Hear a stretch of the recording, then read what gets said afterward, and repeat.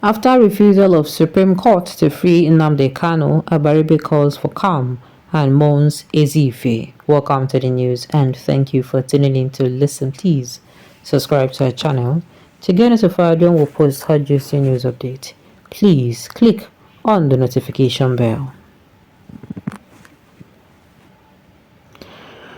Former minority leader of the Senate, Abaribe, has called for calm over the non-release of Mazi Nnamdi Kanu by the Supreme Court of Nigeria, assuring that the Igbos would vigorously pursue a political solution that could ultimately set him free.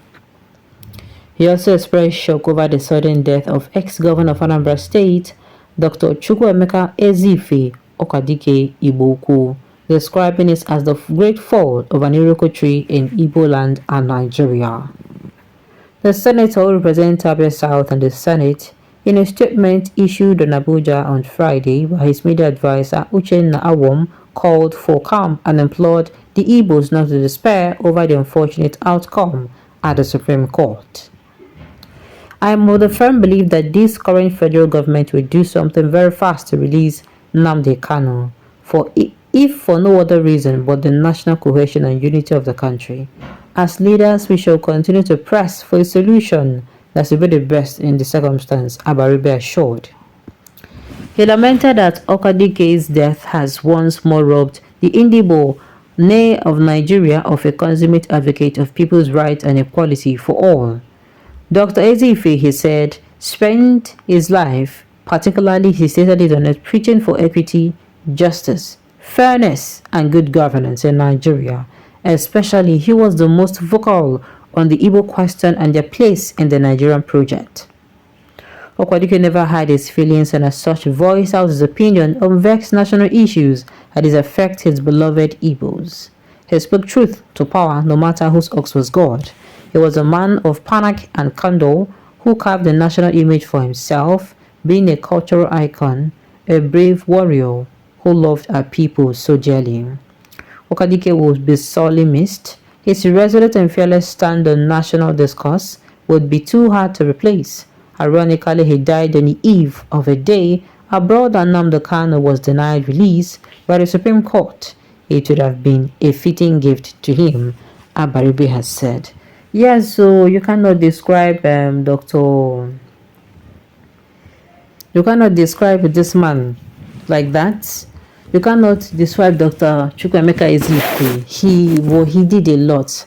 I started hearing about him late, and all he was coming out to say was, he preached about equity, he preached about fairness, he preached about, this, what's it called? In fact, everything. But he was preaching about it in a very calm manner. He was asking the government to, to listen to tamper justice with mercy with this issue called the Nnamdi Kanu. He went there physically. He wrote letters. He continued, his letter. That is what I knew he was really doing. And truly, just like Abaribe said, he really loved his people dearly. And truly, it would also have been a very good as a parting gift had it been Nnamdi Kanu was released by the the DSS. I don't mean the federal government can say, okay, make them release Nnamdi Kanu sincerely, because he wrote, he talked a lot and pleaded a lot with the Buhari administration and begged them to release Mazi Nnamdi Kanu. The truth remains that the Southeast Igbo are not in any way wanted in Nigeria. All the politicians of Southeast Igbos might best be described as eternal fools if the national hatred of the Southeast Igbo is not taken up constitutionally. The Southeast Igbos are treated like non-Nigerians since 1917, which is why is Nnamdi Kanu still under detention? Why Sunday Igboho is free? Exactly. This has been the question for a very long time since they've released Sunday Igboho, and this is why people are saying, okay, then go soon release him, and why people are still saying, okay, then go soon release him, because left to me, make them release that man. Make them release him. Make them release him. His release will calm a lot of, ongoing what is causing the insecurity in the southeastern region. I did tell you, his release is going to do that. When Pharaoh had Joseph in captivity, God showed him that he is the God of justice. Mazi Nnamdi Kanu will be released just like Joseph and be a president of a country. Only God have the final say. Hey, now Abaribe should shut up you can't bail him the first time and you keep watching him violating the condition attached to his bail. You didn't call him to order as a lawyer, rather you encouraged him to the extent that he ran away to Britain. You did nothing.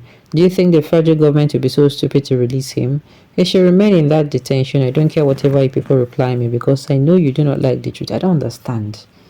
Did you realize that now I'm not trying to join issues with issues, but if you're going to be talking about Nnamdi Kanu, do you realize why he jumped bail the second day, the time he jumped bail? Do you realize that they went to his house, his family house?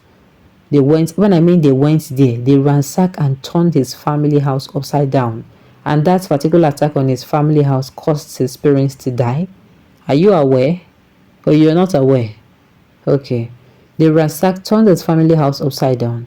And then somebody will be say they attacked, just like Sunday who when they attacked him, making no flee. If he has the opportunity to flee, is he not going to flee? Because they actually came to it was clear what they came to do. I said people died. Just like in Sunday Buho's time too, a lot of people died when they raided his home. Raided is the word. Alright, I think Abaribe is the only Igbo leader who comes out to challenge the ill-method marginalization to Igbos. I can tell you, he's one who comes out and says it as it is, in a very calm manner though. If others have been lending their voices, Kanu would have been released. The selfishness of Igbos... Okay, the selfishness of Igbo leaders will not help Igbo race. Our Nnamdi and others did not go to prison for fighting for Nigeria independence. Kanu is being manhandled because of malicious mind. Okay. Now, look, just listen to this. You are very stupid for calling for calm. So what should they call for? For war? Abi? I'm going to ask us to take a look at what is happening in Israel and Palestine. The Palestinian government and Israel. Do you see how it is the calamity is there? Do you see how calamity is? That you are not witnessing it firsthand though.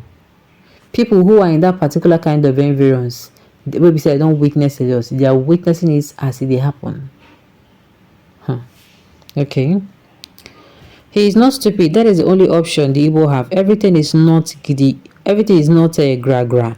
As it is now, the process requires being diplomatic, and it can be achieved, and it cannot be achieved by shooting around. I'm telling you, that is why I keep saying that everything is not. I am a liquid metal. I am in the Boski Bahose.